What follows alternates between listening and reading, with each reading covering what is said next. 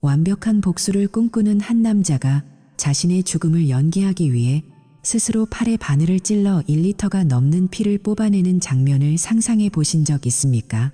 보통 사람이라면 상상조차 할 수 없는 이 기괴한 행동은 한때 누구보다 평범하고 다정했던 남편 민호가 선택한 마지막 탈출구였습니다. 90%의 배신자들은 자신이 저지른 잘못이 언젠가 용서받을 수 있을 거라 믿지만 민호는 그들에게 결코 잊을 수 없는 그리고 되돌릴 수 없는 지옥을 선사하기로 결심했습니다. 단 5분만 이 이야기에 집중해 보십시오. 사랑하는 아내와 가장 믿었던 친구가 당신의 뒤에서 어떤 일을 벌이고 있었는지, 그리고 그 잔인한 배신에 맞서 한 남자가 어떻게 유령이 되어 그들을 파멸시켰는지, 그 경이롭고도 소름 끼치는 전말을 지금 공개합니다.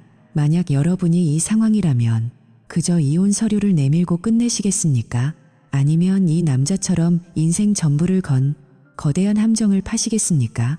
이 영상을 끝까지 보신다면 여러분은 인간의 집념이 어디까지 갈 수 있는지 목격하게 될 것입니다. 구독과 좋아요를 누르시고 이 소름 돋는 복수극의 첫 페이지를 함께 넘겨보시죠.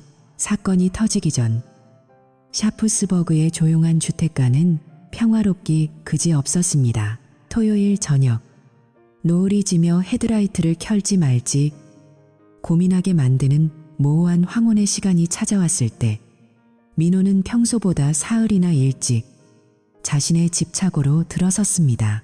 엔진 소리를 죽이고 조심스럽게 차를 세운 그의 손에는 땀이 배어 있었습니다.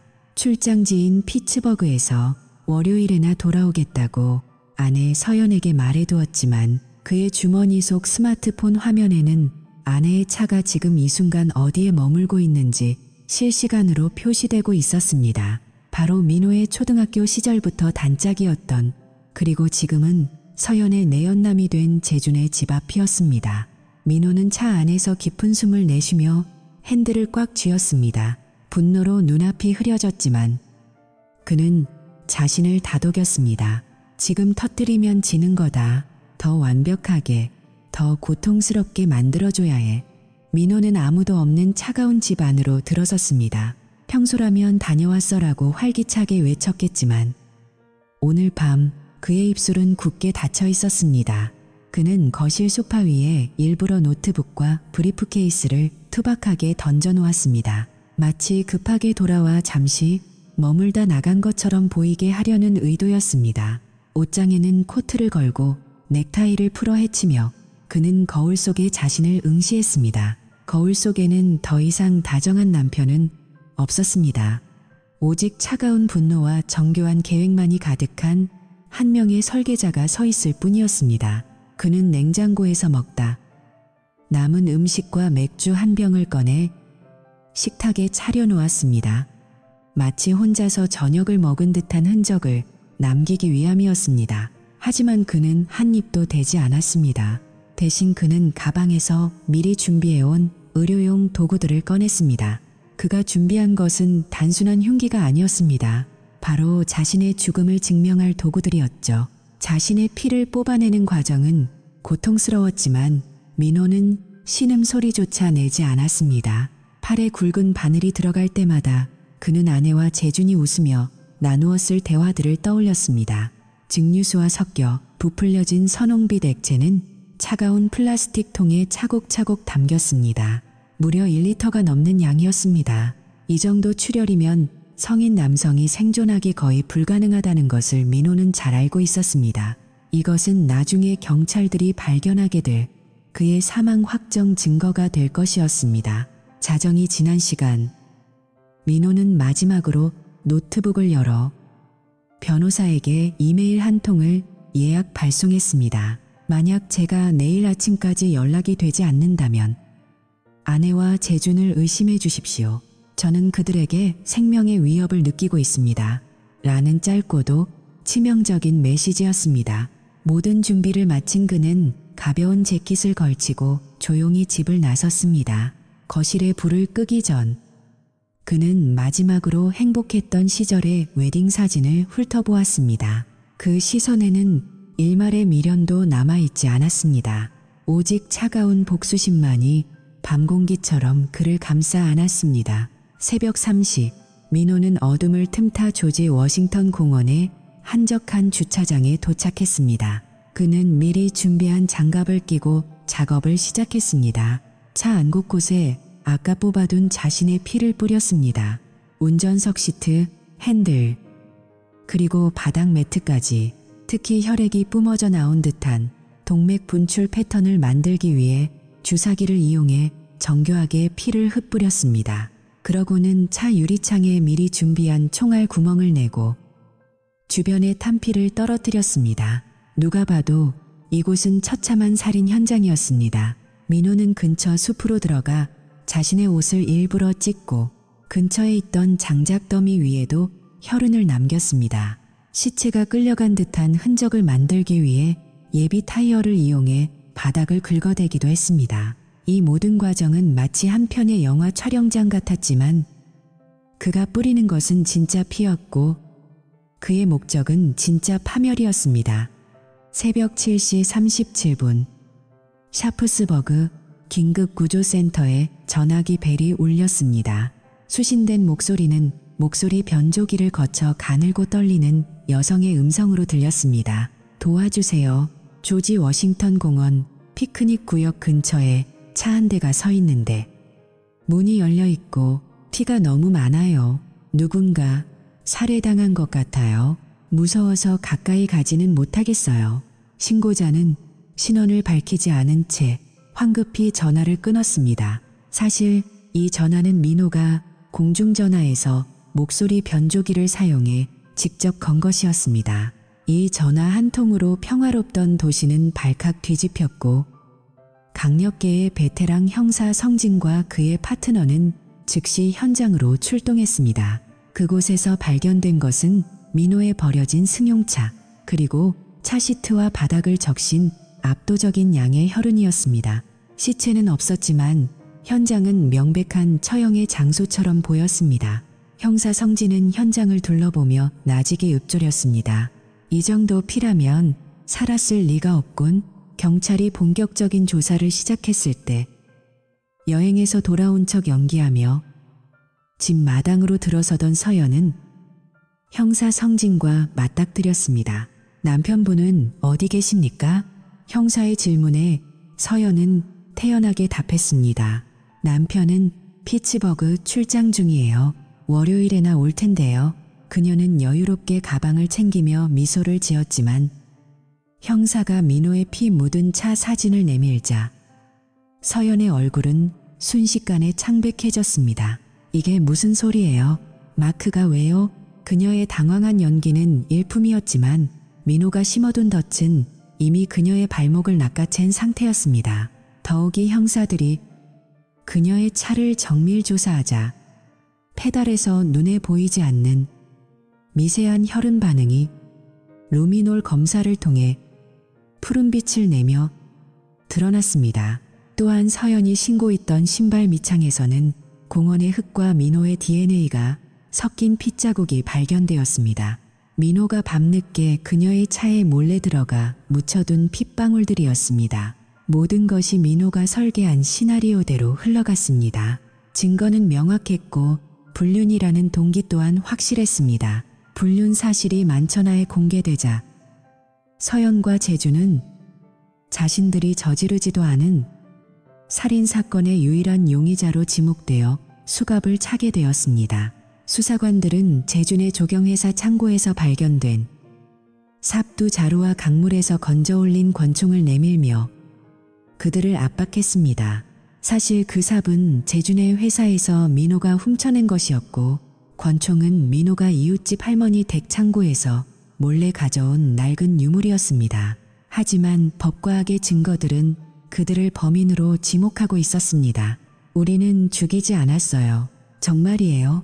그들의 외침은 공허한 메아리가 되어 돌아왔습니다. 민호는 어둠 속에서 이 모든 광경을 지켜보고 있었습니다.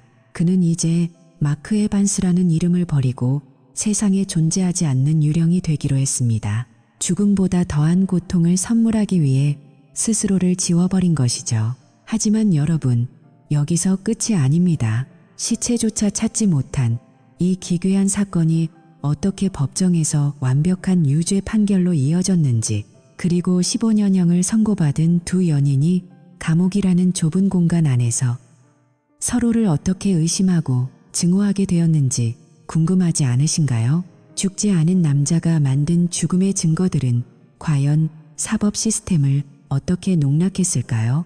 이제부터 펼쳐질 법정 공방과 충격적인 반전은 여러분의 상상을 초월할 것입니다. 이 남자의 소름 끼치는 천재성이 빛을 발하는 다음 이야기를 놓치지 마세요. 만약 여러분이라면 이 상황에서 어떤 선택을 했을지 댓글로 여러분의 의견을 남겨주세요. 이야기는 이제 막 본론으로 들어갑니다.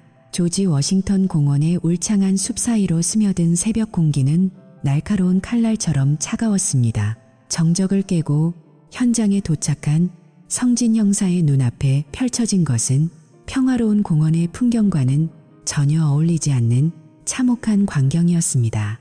안개가 채 걷히지 않은 새벽 7시 37분 911 신고 전화를 받고 출동한 경찰들이 처음 목격한 것은 길가에 위태롭게 세워진 민호의 승용차였습니다.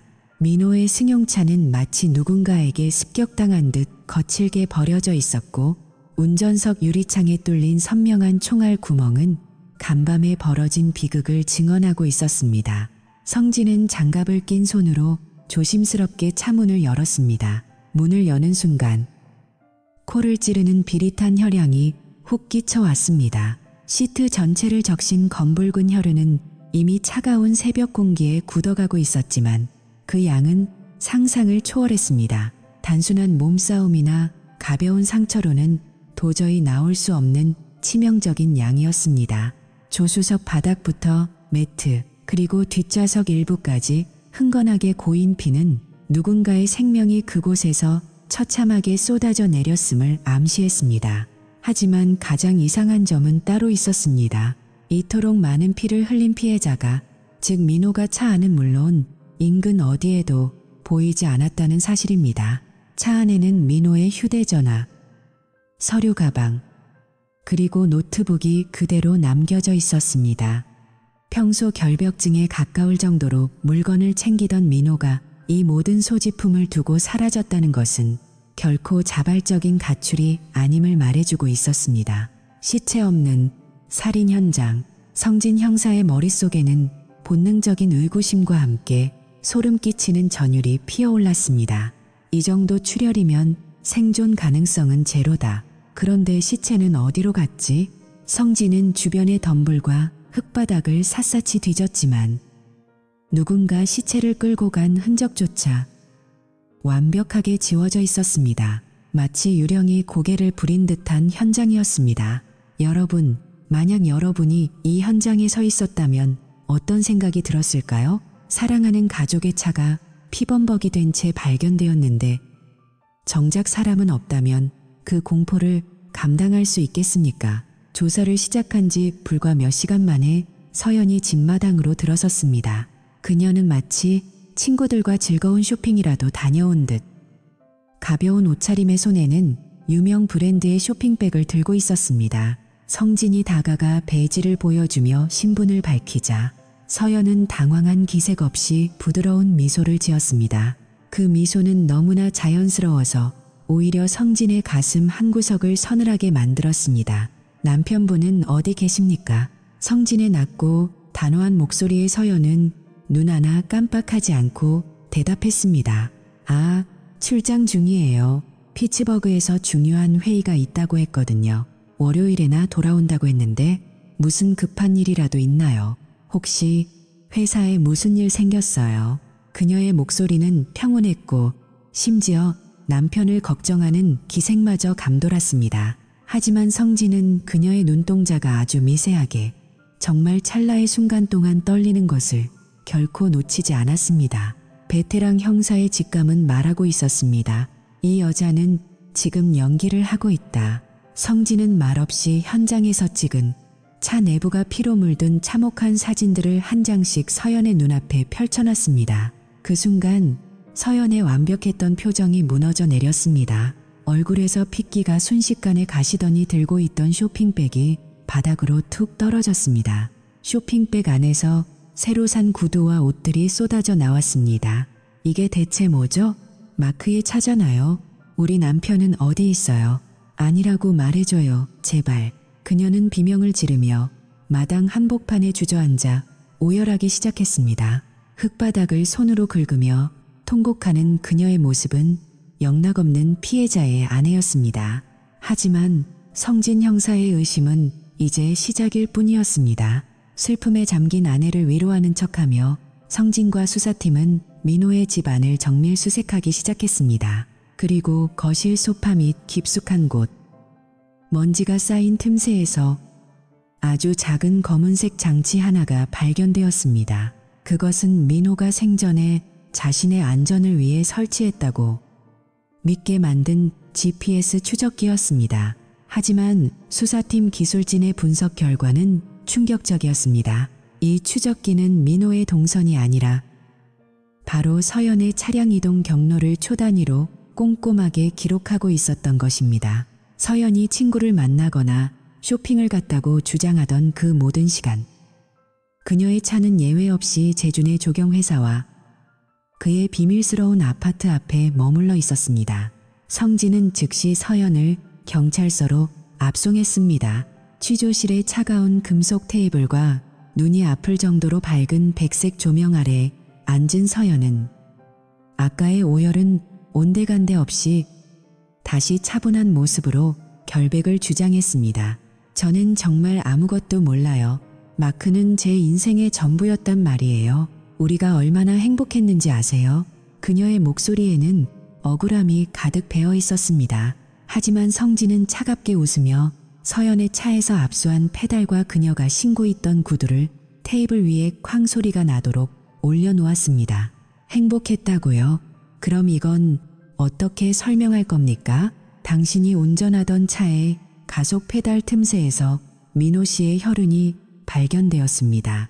그리고 이 신발 밑창, 공원의 흙뿐만 아니라 민호 씨의 DNA가 묻어있더군요. 남편이 출장 갔다고 믿는 아내의 신발에 왜 남편의 신선한 피와 사건 현장에 흙이 묻어있는 거죠?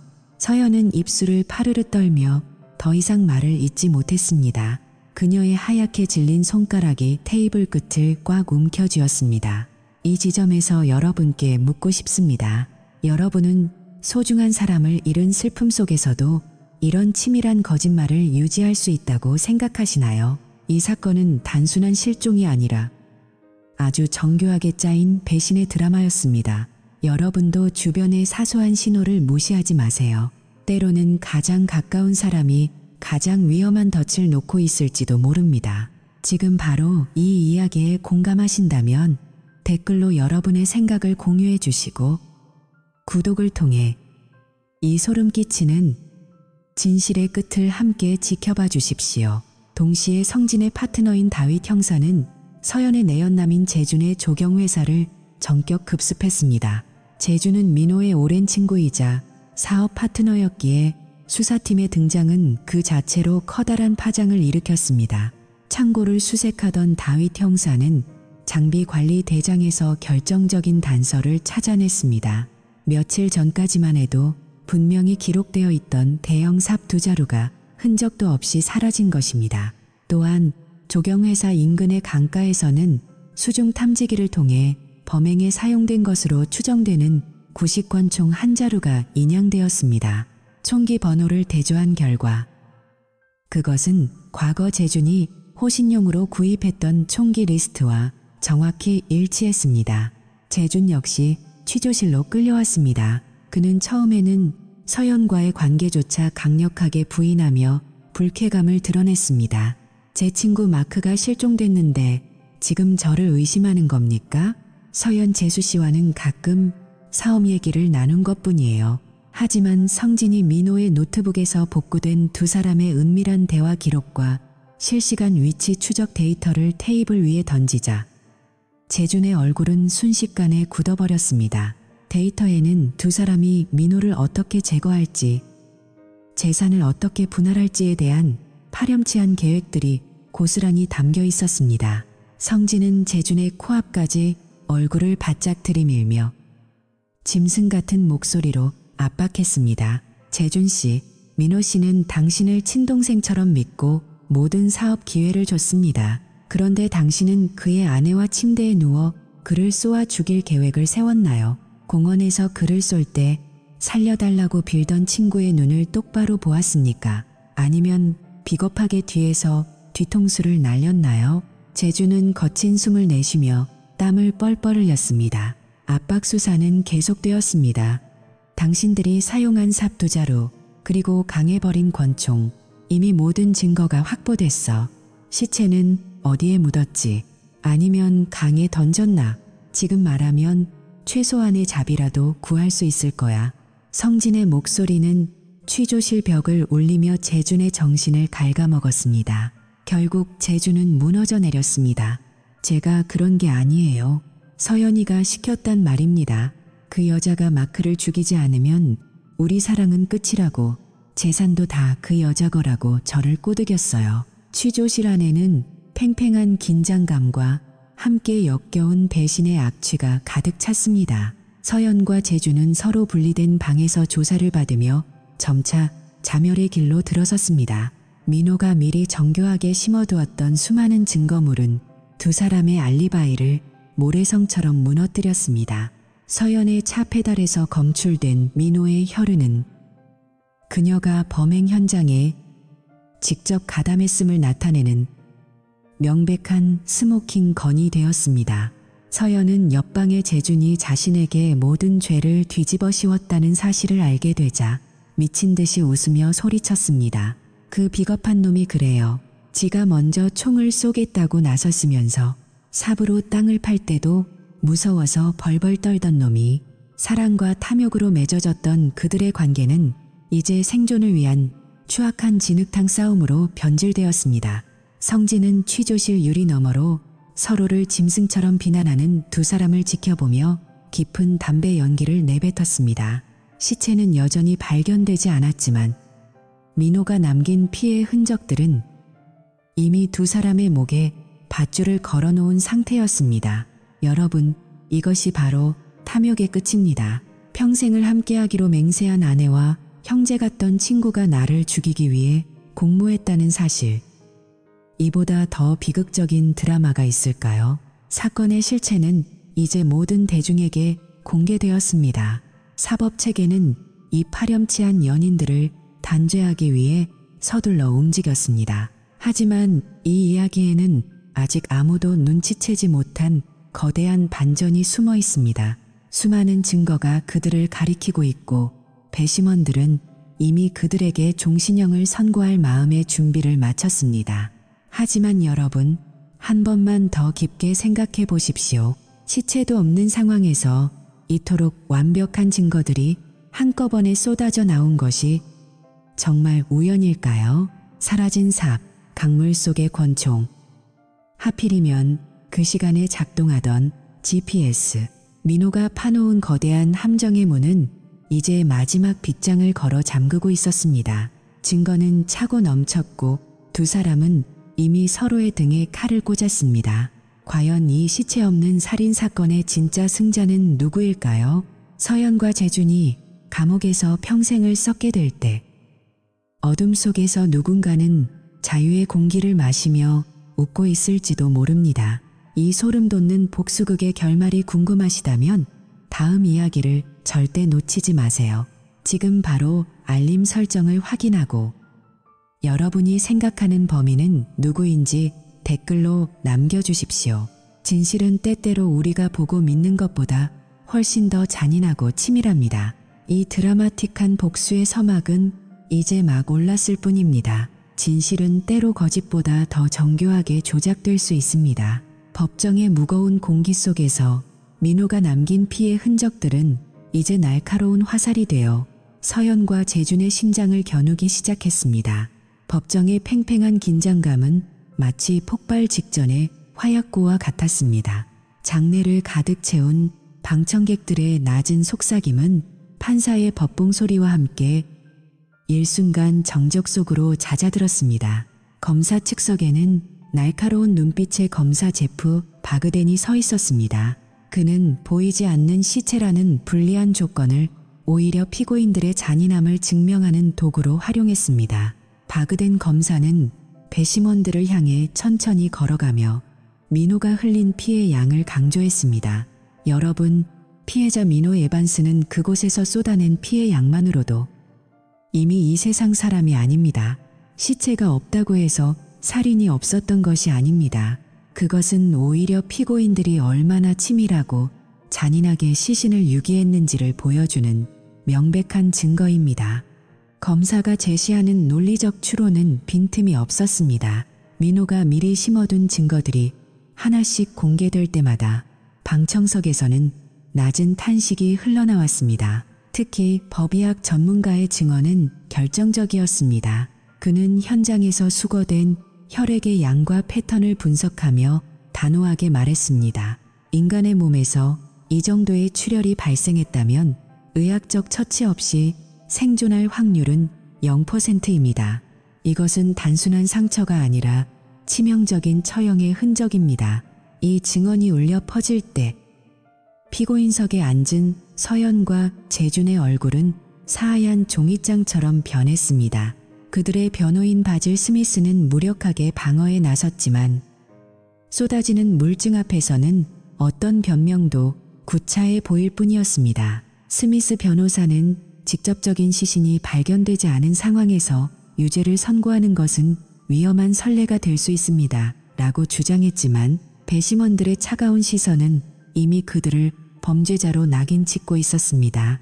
재판의 하이라이트는 민호가 자신의 변호사에게 보냈던 예약 이메일이 공개된 순간이었습니다. 민호가 실종되기 직전 자신의 신변의 위협을 느끼고 작성했다는 그 편지에는 서연과 재준의 불륜 사실과 그들이 자신을 해칠지도 모른다는 공포가 생생하게 담겨 있었습니다.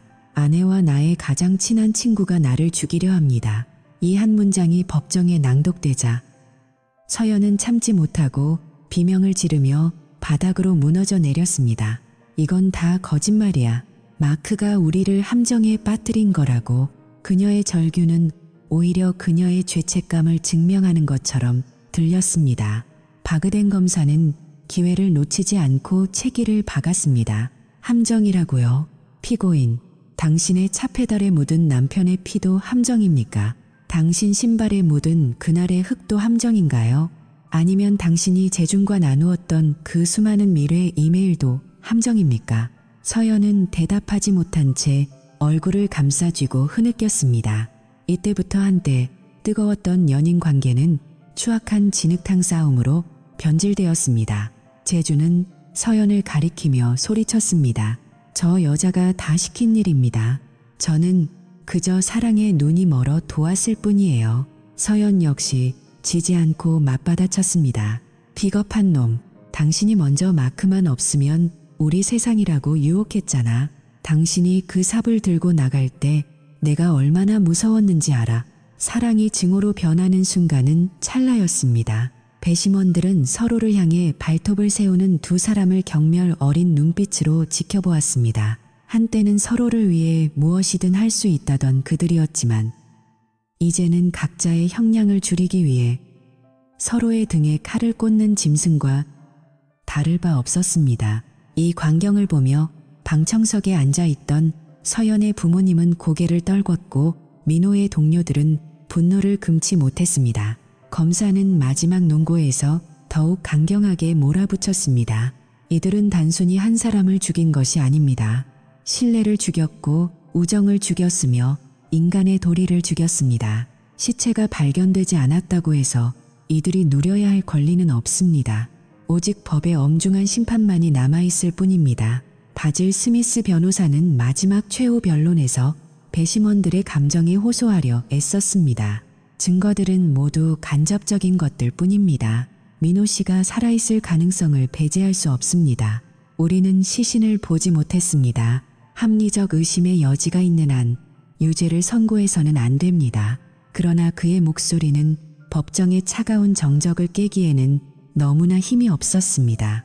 결국 판사의 판결문이 낭독되었습니다.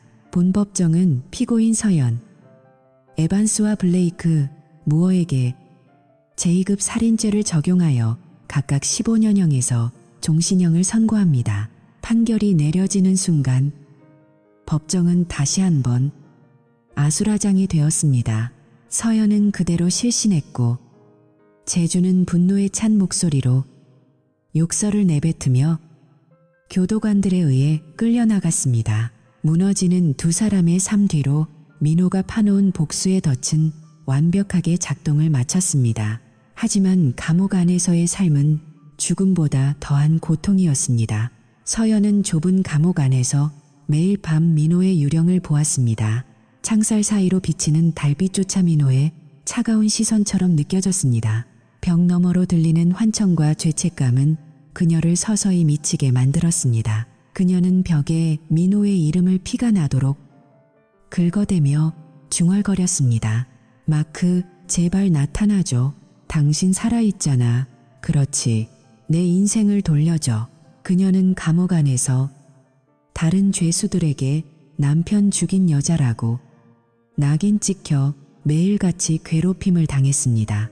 음식에는 오물이 섞여 있었고 잠자리에는 쥐가 기어다녔습니다. 그녀의 눈에 생기는 사라졌고 오직 광기만이 남았습니다. 재준 역시 마찬가지였습니다. 한때 조경 사업으로 승승장구하며 지역사회의 명사로 통하던 그였지만 감옥 안에서는 그저 번호로 불리는 죄수 402호일 뿐이었습니다. 그의 사업은 파산했고 그의 집은 소송 비용을 대느라 압류되었습니다. 재주는 감옥 안에서 다른 죄수들의 조롱거리가 되었습니다. 어느 날 벌어진 감옥 내 폭동 중 그는 누군가 휘두른 날카로운 칫솔 조각에 옆구리를 깊숙이 찔려 사경을 헤매게 됩니다. 수술을 받고 겨우 목숨은 건졌지만 그의 폐는 이미 망가져 거친 숨을 내쉴 때마다 고통이 수반되었습니다.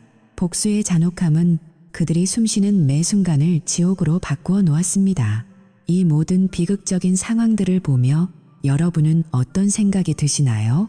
불륜이라는 짧은 쾌락의 대가가 15년 이상의 감옥 생활과 파멸된 삶이라면 과연 그 선택을 할 사람이 있을까요? 지금 여러분의 곁에 있는 사람을 다시 한번 돌아보세요. 신뢰는 유리와 같아서 한번 깨지면 다시는 붙일 수 없습니다. 이 이야기가 여러분에게 주는 교훈이 있다면 댓글로 공유해 주세요. 여러분의 생각이 이 복수극의 의미를 완성할 것입니다. 그들에게 남은 것은 좁은 방 한 칸과 서로를 향한 저주뿐이었습니다. 감옥의 문은 굳게 닫혔지만 그들의 삶은 이미 폐허가 된 지 오래였습니다. 민호의 복수는 그들이 살아있기에 더 완벽했습니다. 죽음은 짧은 고통이지만 살아서 겪는 지옥은 영원하기 때문입니다. 민호는 그들에게 가장 잔인한 형벌을 내렸습니다. 그것은 바로 기억이라는 형벌이었습니다. 매일 아침 눈을 뜰 때마다 자신들이 저지른 배신과 그로 인해 잃어버린 모든 것들을 기억해야만 하는 고문, 차가운 철창 너머로 18개월의 시간이 흘렀습니다. 대중의 기억 속에서 이 사건이 서서히 잊혀갈 무렵 아무도 예상치 못한 택배 하나가 뉴욕의 인권단체 이노센스 프로젝트에 도착하며 분위기는 다시 한번 반전의 서막을 알리게 됩니다. 먼지가 쌓인 법정 기록들 사이로 다시 불어오는 진실의 바람. 이야기는 이제 누구도 상상하지 못한 진실을 향해 달려갑니다. 과연 이 무덤에서 보내온 소식은 그들에게 구원이 될까요? 아니면 더 깊은 절망이 될까요? 다음 장에서 여러분은 역대급 플롯 트위스트를 목격하게 될 것입니다. 죽음을 설계한 남자가 남긴 마지막 메시지는 무엇이었을까요? 절대 놓치지 마세요. 지금 바로 구독 버튼을 누르고 이 충격적인 복수의 결말을 확인하십시오. 여러분이 알고 있는 모든 상식이 뒤집힐 것입니다. 과연 마크 에반스는 정말 죽었을까요? 아니면 우리 곁 어딘가에서 이 모든 것을 지켜보고 있을까요? 이야기는 이제 가장 소름 끼치는 진실을 향해 마지막 발걸음을 옮깁니다. 감옥의 차가운 철창 너머로 18개월이라는 시간이 무겁게 흘러갔습니다. 서연과 재준이 서로를 저주하며 절망의 밑에서 서서히 미쳐가고 있을 때 세상 밖에서는 누구도 예상치 못한 거대한 진실의 파도가 밀려오고 있었습니다. 어느 평범한 수요일 아침 뉴욕에 위치한 인권단체 이노센스 프로젝트의 사무실에 묵직한 패키지 하나가 배달되었습니다. 젊고 열정적인 변호사 지우는 커피를 한 모금 마시며 무심코 그 패키지를 열었습니다. 하지만 그 안에 담긴 내용물을 확인한 순간 지훈의 손에 들려있던 컵은 바닥으로 떨어져 산산조각이 났습니다. 그것은 무덤에서 보낸 초대장이나 다름없었습니다. 패키지 안에는 민호, 즉 마크 에반스가 살아있음을 증명하는 선명한 컬러 사진, 수십 장과 함께 그의 지문이 찍힌 카드, 그리고 모든 진실을 고백하는 장문의 편지가 들어있었습니다. 사진 속 민호는 수척했지만 눈빛만은 살아있었습니다. 그는 더 이상 복수심에 불타는 남자가 아니라 평화로운 미소를 지으며 새로운 가족과 함께 식사를 하고 있었습니다. 지우는 떨리는 손으로 편지를 읽어 내려갔습니다. 그것은 단순한 자백을 넘어 인간의 지능이 어디까지 치밀해질 수 있는지를 보여주는 완벽한 범죄 설계도였습니다. 편지의 내용은 충격 그 자체였습니다. 민호는 자신이 어떻게 경찰과 사법 시스템 전체를 농락했는지 하나하나 설명했습니다. 그는 수개월에 걸쳐 자신의 피를 직접 뽑아 보관했습니다. 한 번에 너무 많은 피를 뽑으면 눈에 띄게 수척해질 것을 우려해 매주 조금씩 피를 뽑아 증류수와 혈액응고, 방지제를 섞어 부풀렸습니다. 그렇게 모은 2파인트의 가짜, 진짜 피는 사건 당일 조지 워싱턴 공원에 정교하게 뿌려졌습니다. 그는 주사기를 이용해 동맥이 끊겼을 때 나타나는 비산 패턴을 완벽하게 재현했습니다. 과학수사팀이 생존 확률 0%라고 단언하게 만든 그 참혹한 현장은 사실 민호가 붓대신 주사기를 들고 그린 잔인한 예술 작품이었던 것입니다. 또한 그는 서연과 재준의 발목을 잡기 위해 밤마다 유령처럼 움직였습니다. 잠든 서연의 차에 몰래 들어가 가속 페달 틈새에 자신의 피를 묻혔고 재준의 조경 회사에서 삽을 훔쳐 강물에 던졌습니다. 그가 목소리 변조기를 사용하여 911에 신고하고 다시 노인의 목소리로 무기를 버린 장소를 제보했다는 사실은 지훈을 전율케 했습니다. 민호는 경찰의 심리까지 이용했습니다. 수사관들이 불륜이라는 동기에 매몰되어 다른 가능성을 배제할 것을 정확히 예측하고 그들이 원하는 증거를 원하는 장소에 가져다 놓은 것입니다. 더욱 놀라운 사실은 민호가 현재 이름도 과거도 바꾼 채 완전히 새로운 삶을 살고 있다는 점이었습니다. 편지는 민호의 현재 아내가 작성한 것이었습니다. 그녀는 내 남편은 마크 에반스입니다라고 당당히 밝혔습니다. 민호는 배신감에 스스로 목숨을 끊으려 했던 절망의 끝에서 그녀를 만났고 그녀와 어린 아들을 위해 다시 살기로 결심했습니다.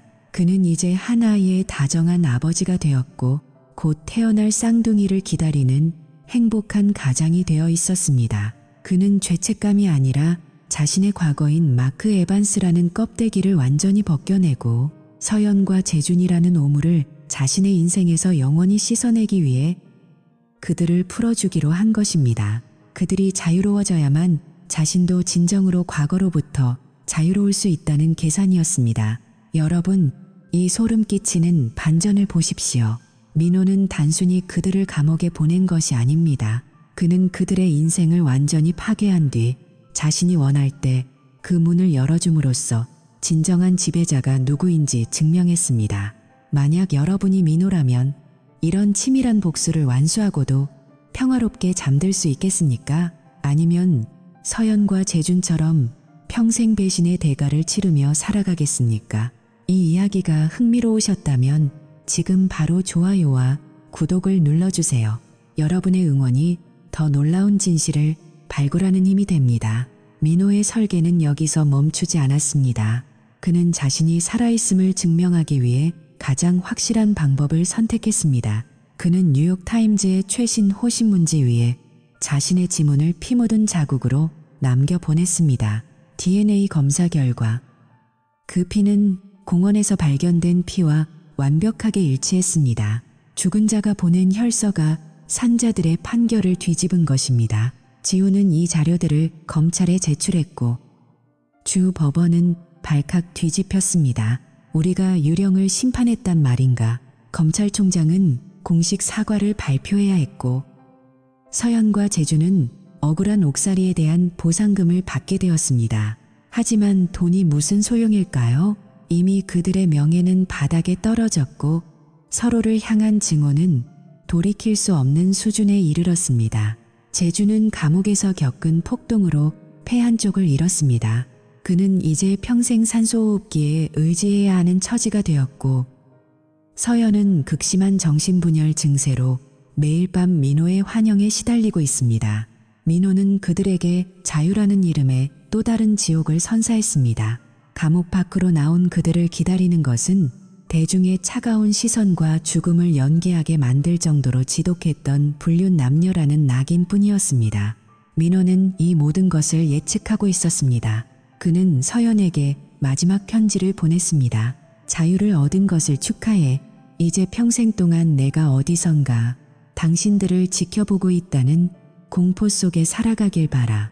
민호의 새 아내는 편지 끝에 이렇게 덧붙였습니다. 제 남편은 이제 과거를 잊었습니다. 하지만 여러분은 잊지 마십시오. 신뢰를 저버린 대가는 당신들이 생각하는 것보다 훨씬 더 길고 고통스럽다는 것을요. 이 문장은 지훈의 가슴에 깊이 박혔습니다. 민호는 복수를 완성하기 위해 스스로 유령이 되었고 그 과정에서 얻은 행복을 지키기 위해 기꺼이 진실을 폭로했습니다. 그는 자신의 아들에게 아빠는 멀리서 온 여행가란다라고 말하며 웃어 보였습니다. 이 놀라운 복수극의 끝은 우리에게 묻습니다. 진정한 정의란 무엇인가? 법이 심판하지 못한 배신을 개인이 직접 처단하는 것이 정당한가? 여러분의 의견을 댓글로 들려주세요.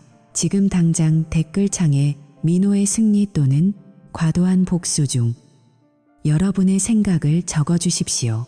활발한 토론이 이 이야기의 가치를 더해줄 것입니다.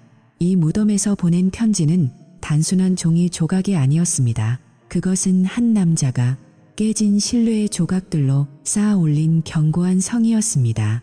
민호는 그 성 위에서 이제 더 이상 뒤를 돌아보지 않습니다. 그는 새로운 아내와 아이들, 그리고 곧 태어날 생명들을 위해 오늘을 살아갑니다. 반면 자유를 찾은 서연과 재주는 거리를 걸을 때마다 사람들이 자신들을 알아보지 않을까 두려워하며 고개를 숙입니다. 그들에게 햇살은 더 이상 따뜻하지 않습니다. 이 소름돋는 복수극의 대단원이 이제 여러분의 눈앞에 펼쳐집니다. 마지막까지 함께해 주십시오. 잊지 마세요.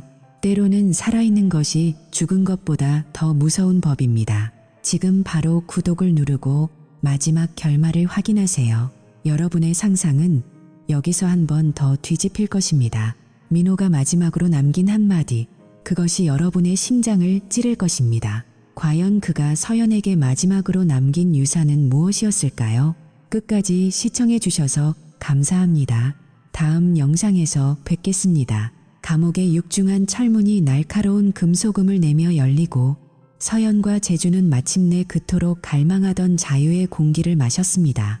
하지만 교도소 담장 밖에서 그들을 기다리고 있는 것은 축복이 아닌 민호가 치밀하게 설계해 놓은 차가운 현실의 폐허였습니다. 18개월이라는 시간은 짧다면 짧은 시간이었지만 두 사람이 평생 쌓아온 모든 사회적 기반을 무너뜨리기에는 충분하고도 남는 시간이었습니다.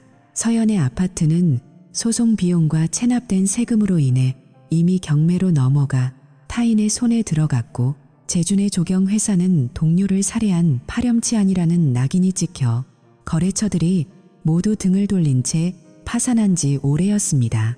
석방된 두 사람이 교도소 정문 앞에서 마주쳤을 때 그들 사이에는 한때 눈을 멀게 했던 뜨거운 욕망의 흔적 대신 서로를 향한 깊은 혐오와 경멸만이 공기 중에 감돌았습니다. 당신을 만나는 게 아니었어. 당신 때문에 내 인생이 통째로 매장당했다고. 서연의 이 날카로운 한마디는 한때 사랑이라 믿었던 그들의 비참한 관계를 끝내는 마지막 사형 선고와도 같았습니다. 재준 역시 대답 대신 싸늘한 시선을 던지며 반대 방향으로 걸음을 옮겼습니다. 이것이 그들의 마지막 재회였습니다. 서연은 갈 곳 없는 발걸음을 옮겨 자신이 예전에 살던 동네를 찾았습니다. 혹시라도 예전의 일상으로 돌아갈 수 있지 않을까 하는 신락 같은 희망을 품었지만 현실은 냉혹했습니다. 길에서 마주친 예전 이웃들은 그녀를 마치 전염병 환자나 유령 보듯 피하며 발걸음을 재촉했고, 근처 놀이터의 아이들은 그녀를 손가락질하며 저 아줌마가 남편을 죽이려 했던 사람이야 라고 수군거렸습니다. 인터넷에는 그녀의 얼굴과 이름이 이미 범죄의 상징처럼 퍼져 있었고, 그녀가 가는 곳마다 보이지 않는 시선의 감옥이 따라다녔습니다. 그녀는 이제 남편을 죽이려 했던 여자라는 주홍 글씨를 평생 영혼에 새긴 채 살아가야 하는 처지가 되었습니다. 절망에 빠져 임시 숙소에서 짐을 정리하던 서연은 우편함에서 발신인도 주소도 적혀 있지 않은 흰 봉투 하나를 발견했습니다. 떨리는 손으로 봉투를 열자 꿈속에서도 잊지 못했던 익숙한 민호의 필체가 그녀의 시야를 가득 채웠습니다. 당신이 이 편지를 읽고 있다는 건 내 계획이 한치의 오차도 없이 성공했다는 뜻이겠지. 당신들의 배신은 나를 미치게 했고 내 영혼을 갈기갈기 찢어 놓았어. 하지만 이제 나는 그 지옥 같은 고통에서 완전히 벗어나 진정으로 자유로워졌어. 당신들이 차가운 감옥에서 보낸 그 18개월의 시간은 내가 당신들의 외도를 처음 알았을 때 느꼈던 배신감의 아주 작은 조각일 뿐이야. 나는 이제 아무도 나를 찾을 수 없는 곳으로 떠나 나를 마크 에반스라는 이름이 아닌 그저 한 사람으로 온전히 사랑해주는 진짜 가족과 함께 있어. 나를 용서하려 하지 마라. 나도 이미 당신들을 내 인생에서 완벽하게 지웠고 잊었으니까. 남겨진 삶 동안 당신들이 서로를 얼마나 증오했는지, 그리고 당신들이 탐욕 때문에 잃어버린 것이 무엇인지 매일 아침 눈을 뜰 때마다 기억하며 살아가길 바라. 이것이 내가 당신들에게 주는 마지막 선물이야. 안녕. 나의 비참했던 과거여. 편지는 서연의 힘 빠진 손에서 낙엽처럼 바닥으로 떨어졌습니다.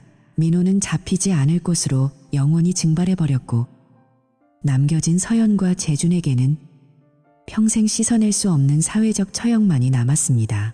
사법 시스템은 국가를 기만한 민호를 추적하려 혈안이 되었지만 그는 이미 새로운 이름과 새로운 얼굴로 세상 어디에도 존재하지 않는 유령이 되어 있었습니다.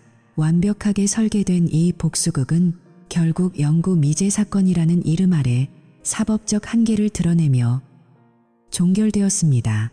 민호는 자신의 죽음을 정교하게 연기함으로써 과거의 고통으로부터 진정한 해방을 얻었고, 살아남은 자들은 자유라는 이름의 더 큰 무덤의 산채로 갇힌 꼴이 되었습니다. 여러분, 이제 여러분에게 묻고 싶습니다. 민호의 이 치밀한 복수는 배신에 대한 정당한 정의였을까요? 아니면 한 남자의 광기, 어린 집착이 낳은 또 다른 비극일까요? 신뢰를 저버린 대가로 한 인간의 사회적 삶을 통째로 짓밟아버린 이 계획을 여러분은 어떻게 생각하십니까? 만약 여러분이 민호의 위치에 있었다면 모든 것을 잊고 조용히 물러나는 길을 선택했을까요? 아니면 인생 전체를 걸고 이토록 잔혹한 용서 없는 구원을 완성했을까요? 인간의 집념이 만들어낸 이 소름 끼치는 결말은 우리에게 신뢰라는 가치가 얼마나 무거운지, 그리고 그 신뢰가 깨졌을 때 인간이 얼마나 무서운 괴물로 변할 수 있는지를 다시 한번 일깨워줍니다. 여러분의 진솔한 의견을 댓글로 공유해주세요. 여러분이 생각하는 진정한 복수는 무엇입니까?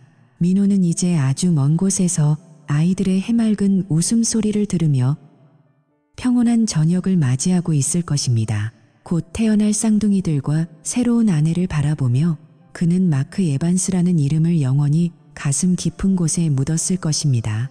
반면 서연은 매일 밤 불 꺼진 방에서 민호의 편지를 수백 번씩 다시 읽으며 환청처럼 들리는 그의 비웃음에 시달리겠지요. 이것이 민호가 원했던 복수의 완성형이었습니다. 진정한 복수는 가해자의 생명을 끊는 것이 아니라 그들이 평생 동안 자신들이 저지른 잘못의 대가를 온몸으로 느끼며 살아있음을 저주하게 만드는 것이라는 사실을 민호는 누구보다 잘 알고 있었습니다. 여러분, 지금 이 영상을 보시고 어떤 느낌이 드셨나요? 민호의 완벽한 승리에 박수를 보내시겠습니까? 아니면 파멸의 구렁텅이에 빠진 두 연인에게 일말의 동정심을 느끼시겠습니까? 이 소름 돋는 이야기가 여러분에게 깊은 울림을 주었다면 지금 바로 좋아요와 구독을 눌러주세요. 여러분의 응원은 제가 더 놀랍고 충격적인 진실들을 발굴해내는 큰 힘이 됩니다.